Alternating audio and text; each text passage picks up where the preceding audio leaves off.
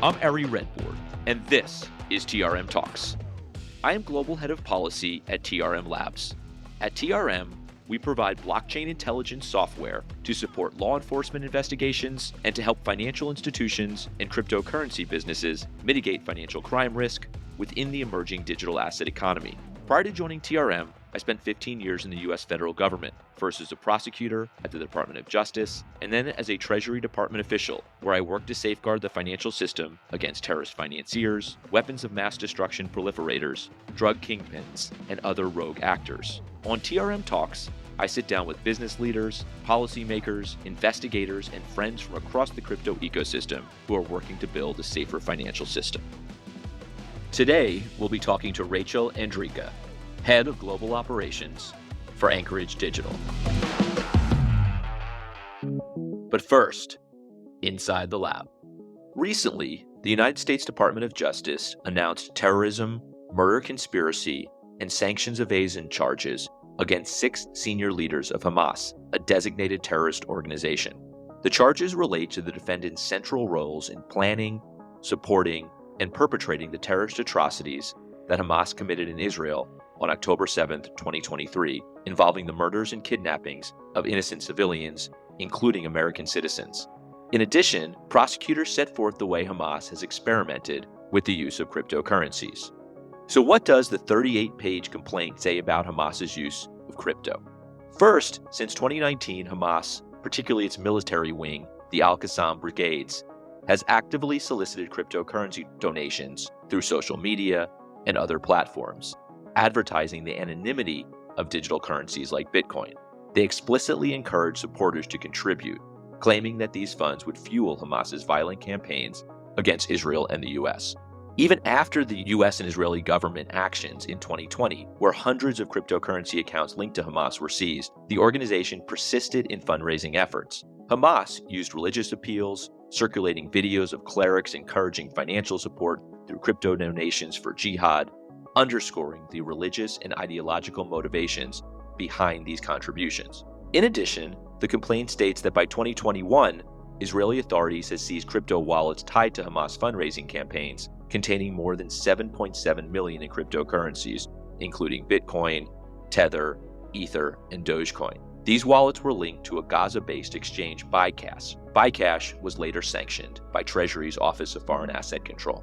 The complaint goes on to state that despite announcing a brief hiatus in crypto fundraising in 2023, Hamas and its supporters continued soliciting funds via crypto platforms. Following the October 7th massacres, these efforts intensified, with individuals contributing through US-based financial platforms. Many donors included messages referencing support for jihad, signaling ongoing financial backing for Hamas's violent activities. The complaint also goes deep on the Iranian connection. The Iranian Revolutionary Guard Corps, the IRGC, has provided Hamas with significant funding, including through cryptocurrency transactions. The IRGC's financial and technical support has enabled Hamas to continue launching rockets and organizing attacks, further highlighting the strategic use of crypto in international terrorism.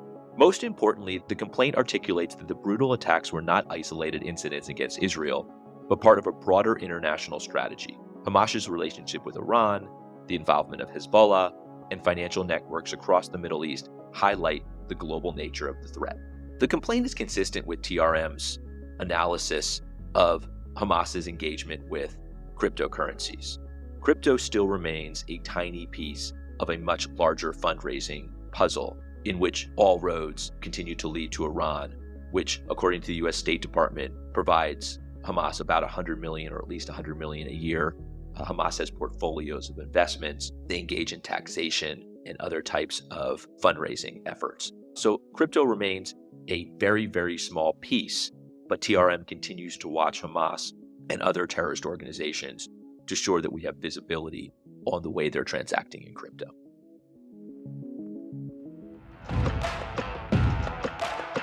Now, I sit down with Rachel Anderika.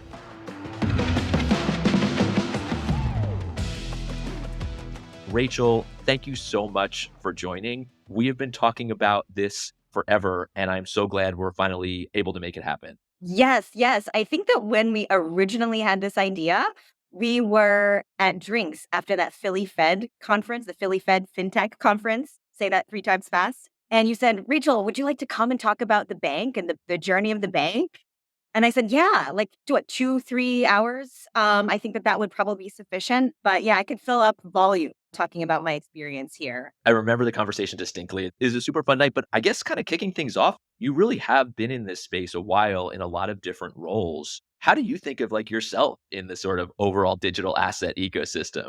Yeah. So, I still really think of myself as a complete neophyte. And even though I look around our company and it's grown so much over the past 4 years that I mean, I'm not the newest person on the block anymore. But I'm certainly not like an OG in the space. And, when I think about my career and, when I got the questions, I was like, yeah, like, did you ever feel like you're like, man, everything in my career so far has led me to the job that I'm doing now.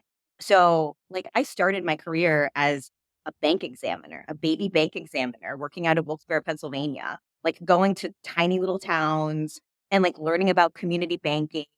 My first thing was like counting cash, right, in a teller drawer and like really learning inside out how banking works in like the simplest institutions. But really, like, those are the foundations of banking in America. And I was a bank examiner for about 10 years. And then I went over onto the consulting side. And the consulting shop that I was in, a Promontory Financial Group, really specialized in risk and controls, large scale regulatory remediation. And they also did a lot of licensing work. And so I had the great fortune of being able to assist banks with like really tough regulatory matters and really trying to like right the ship, as well as like, wow, what can we do with a charter in the novel banking space? And I think like those two paths that I was really deep in was exactly where Anchorage Digital came in. So I got a call, and I think it was about 8 o'clock at night on a Friday, and I was at Promontory Financial Group, and somebody said to me, hey, talk to this company, Anchorage Digital. They want to get an OCC special purpose charter. And I said, who is Anchorage Digital? They're like, oh, crypto custodian. I was like, what is that? Right. So, like 4 years ago, I didn't even know what this was. And I got on the phone with them and started talking through like, this is how licensing works. This is how the regulators look at capital.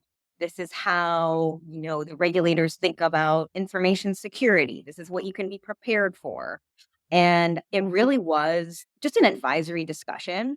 And I was extremely excited by the fact that, like, wow, this is a permissible activity within the banking space. And that this company, this like tiny company that I had never heard of, was like really going to shoot the moon to be able to get like a special purpose trust charter. And I remember after that call saying to my boss at the time, she was a former controller. Her name was Julie Williams. And I said, Anchorage Digital is never going to get that charter.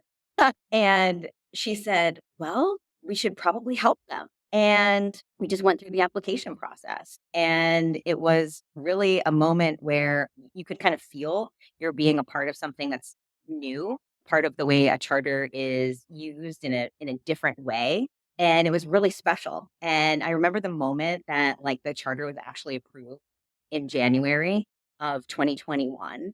And I remember like that feeling of, wow, like we just made history.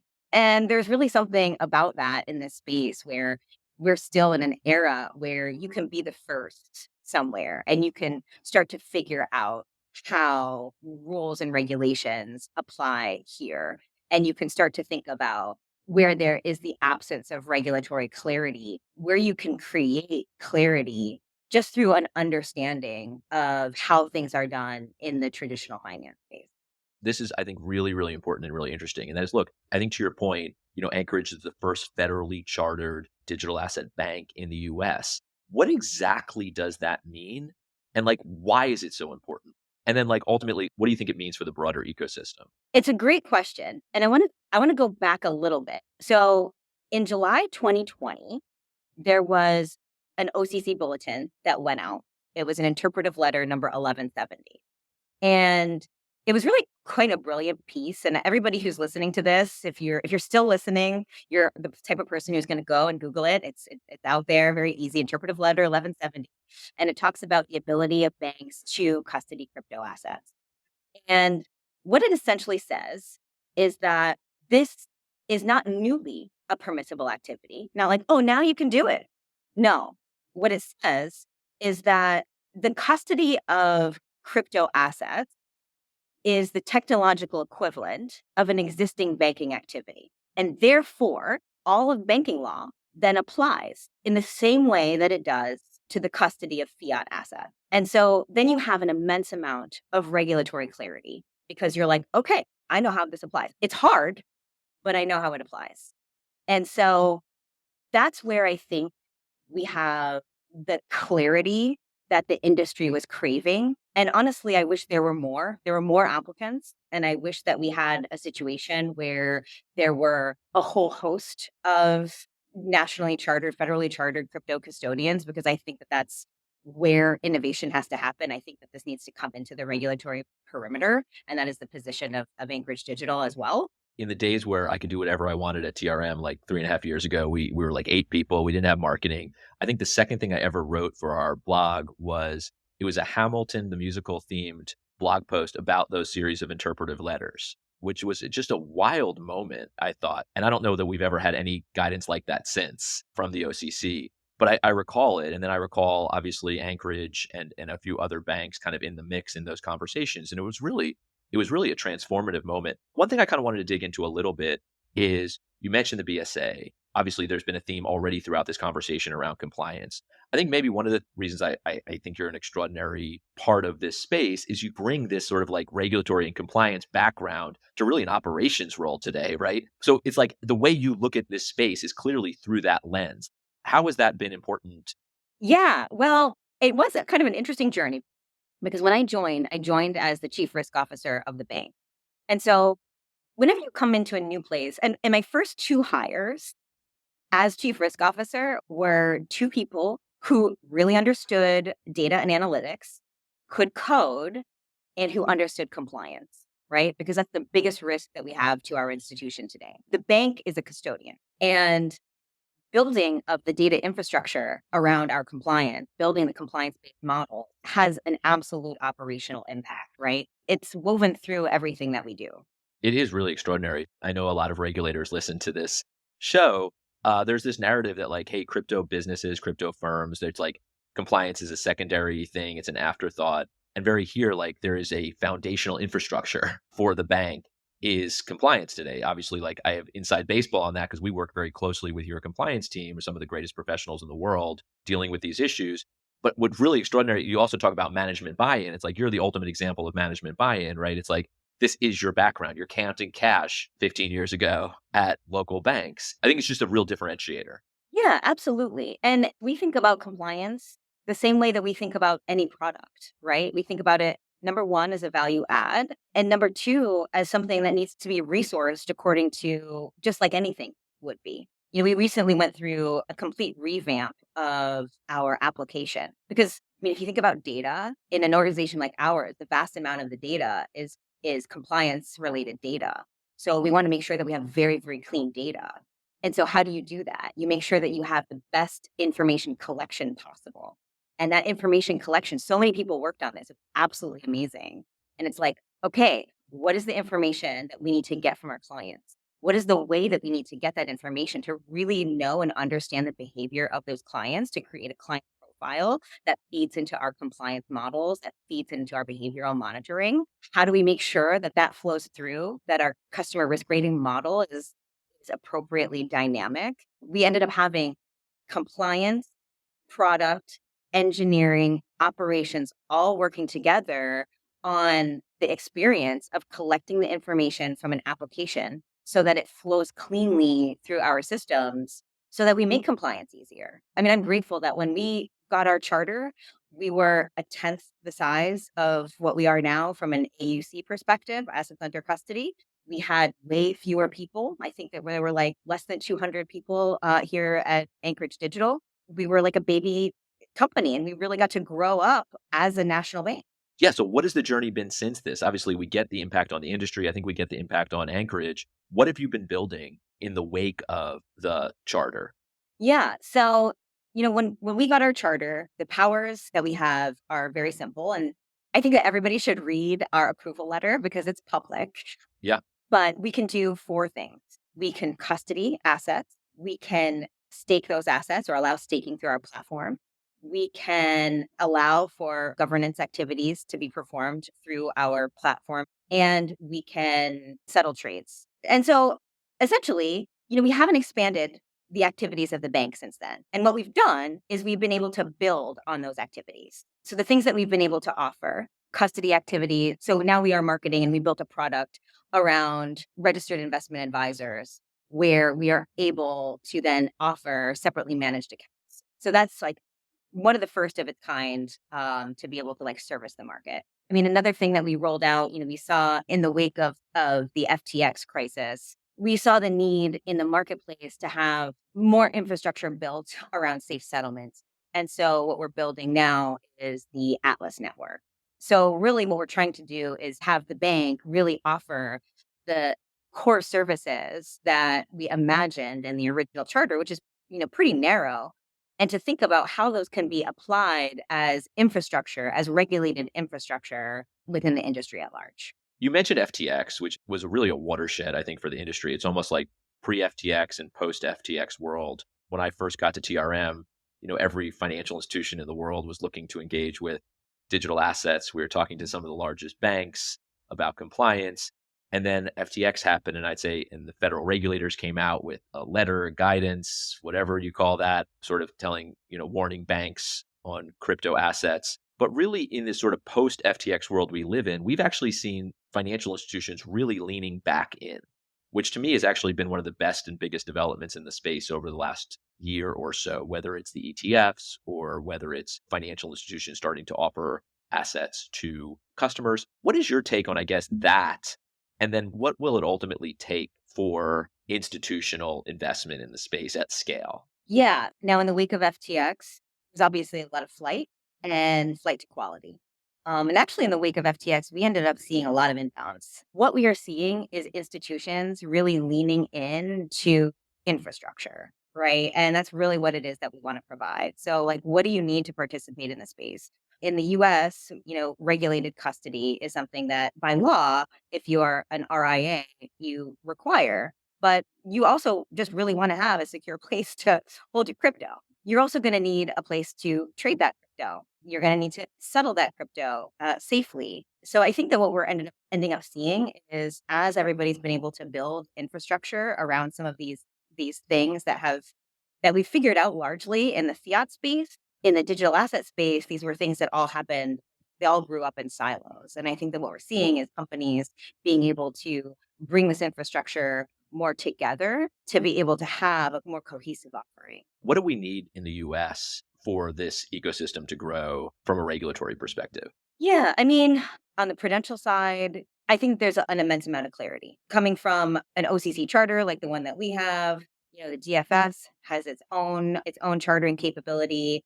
Wyoming has its own. So I think that there's like on the prudential side, there's a lot of work being done. A lot of it's happening on the state side from an innovation standpoint. On the federal side, we're really the only ones. We would love to see more federally chartered banks being able to offer crypto custody services. That's our position just as a company. On the market side, I think that that's where there's like the lack of clarity. But I think that what you're going to end up seeing is some of the innovators choosing to not innovate in the United States and rather go to a place where there's a little bit more clarity, such as Asia, so that they're, not putting themselves and their investors and their teams at risk. Yeah, it's interesting. I mean, you hit on so many points that I think about a lot, to include like the federalism piece, right? I mean, what a unique situation where you really have the states leading when it comes to regulatory innovation. I saw you were in Wyoming recently. I spent a lot of time there, or have spent a lot of time there, mostly because I'm blown away by the level of innovation. And some of it's going to work, some of it's going to not. Any thoughts on that?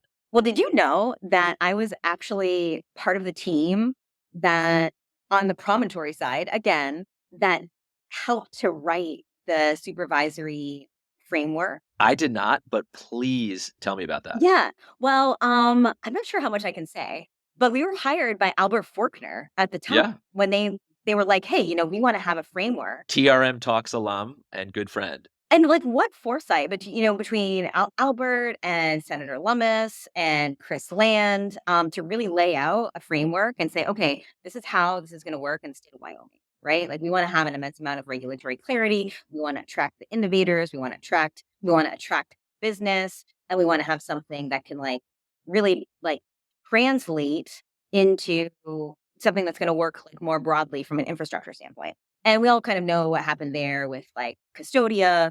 But I think when it comes to the states innovating, I mean, Wyoming is a great example. I mean, New York is another great example. New York has had the Sure. bit license since for 13 years or something like that. When people ask me like who are the most important regulators in the world that we should be focused on, I think New York DFS is in that group. Well, the great thing about New York is they really invest and they really, they hired Peter Martin, and they really like invested in making sure that they built out their examination staff. So their examination staff was educated in how crypto works and they staffed it up. I think there were like 60 examiners last I checked on the licensing side and on the supervision side. They rolled out not only like a bit license framework, but an actual trust framework. So yeah, there's a lot of activity that's happening there. I mean, there's lesser activity that's happening. I think like Nebraska was trying to get something going. There's a couple other states, I think Texas. But yeah, like having the states really lead is a really interesting set of developments that I never thought we would really see.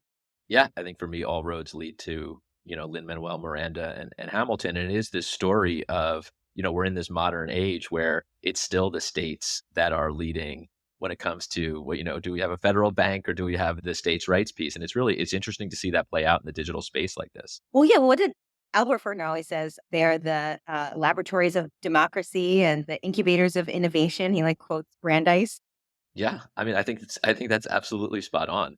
I have been talking or asking you mostly around sort of policy, regulatory stuff, but you guys are building and like building fast. What is the latest, greatest, hottest 2024 news that we should be tracking when it comes to Anchorage? Oh, gosh. Okay. Well, I mean, I talked a lot about our RIA. I think that that's something that's like going to be really, really important. Like our offering here is going to be, I think, like the way that we're going to see people interacting with crypto assets in the space. I talked about Atlas. So those are more on the institutional, like regulated institutional side. But the other thing that we did is earlier this year, we launched Porto, which is our institutional self custody wallet solution.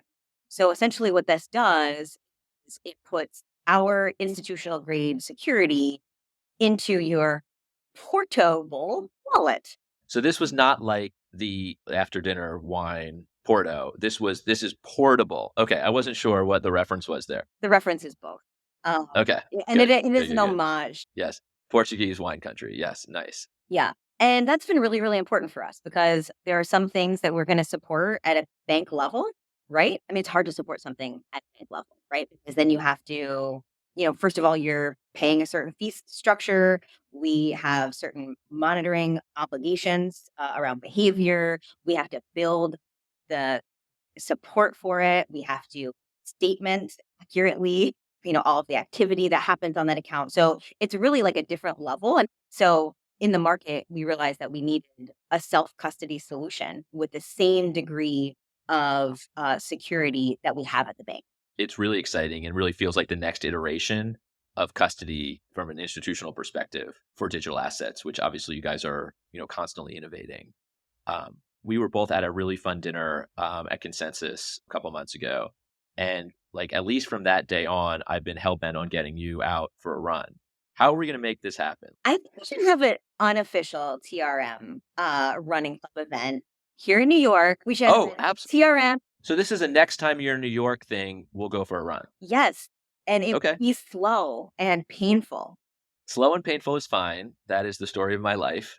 And that is the story of innovation in this space. No. It really is. It is the story of the cryptoverse for sure. Yeah, honestly, to that end, right? That's kind of the thing. Like I travel a lot. That's the thing I do to kind of clear my head and like even just in this crazy space. What do you do? Like I see you everywhere, right? We're even talking about all the places we've been together, Philly and Austin. And how do you do it? And then how do you maintain your sanity? Oh my God. Well, I say, when do they say when you love what you do, you never work a day in your life? So this is wildly fun for me. I love what I do. I love my job. It's really not a source of burnout. But one thing that I really got into last summer is playing backgammon. And so I have been playing a lot of backgammon, and it's really a nice way to not think about work, to not read anything. And you're just kind of like thinking about the roll of the dice and moving your checkers. And the one thing I really love about backgammon is smack talk, right? Like it is really common in the backgammon world to like just smack talk your opponent and psych them out. And I just love that. I love everything about this. I've asked this question to a bunch of like amazing folks in our space, and Jared Koopman, who's super senior IRS criminal investigations agent, does martial arts. Carol House from the White House National Security Council plays Dungeons and Dragons. There have been so many interesting answers to that question. And like, I love the backgammon thing, but I love the talking trash way more. You're like the LeBron James of backgammon. Yeah. Yeah. I love to talk trash. If I could do it more, I don't have a lot of opportunity to do that as like the head of global operations, but I would talk trash all day long. And you know what? I'm going to be honest. I don't care if I'm winning or losing. I'm still talking trash. Yeah, you would get along very well with my 13-year-old son, to be honest with you. He's really amazing.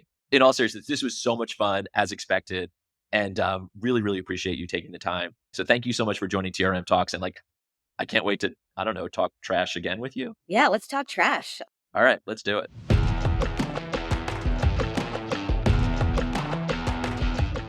There are really a ton of takeaways from that convo. First of all, it was really fun.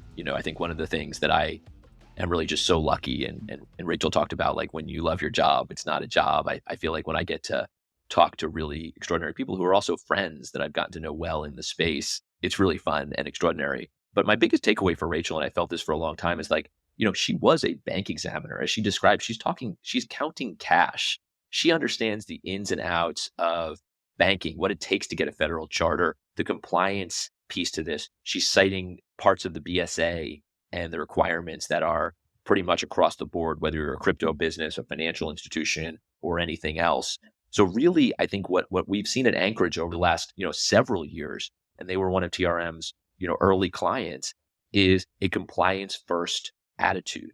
And when you build with compliance as foundational infrastructure, you'll have a lot less where you have to go back and rebuild at the end of the day. And I loved how Rachel, who is, global operations for one of the most important companies in our space, is leading with compliance, is understanding how important it is. And not just AML compliance, right? When you get a federal bank charter, it's a huge process that you undergo with the OCC, which is part of the US Treasury Department. And she's been through the wars of that, whether it was at the OCC, whether it was at Promontory, whether it was at Anchorage. And it's just really cool to have that conversation with someone who's a business leader really now in our space, but takes that compliance first attitude. So much to take away from that, particularly the fact that she loves trash talking, which I think is one of the coolest things I found out on a TRM Talks. Kind of want to bring her in to talk more trash, but compliance first is sort of my biggest takeaway. On the next TRM Talks, I sit down with Santa Clara prosecutor and pig butchering crusader, Aaron West. If you love the show, leave a review wherever you're listening to it. Follow us on LinkedIn to subscribe to our newsletter, The Weekly Roundup, to get the latest news on crypto regulation, compliance, and investigations.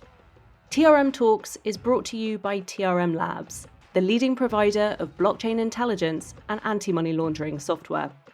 This episode was produced in partnership with Voltage Productions. The music for this show was provided by Ecolix. Now, let's get back to building.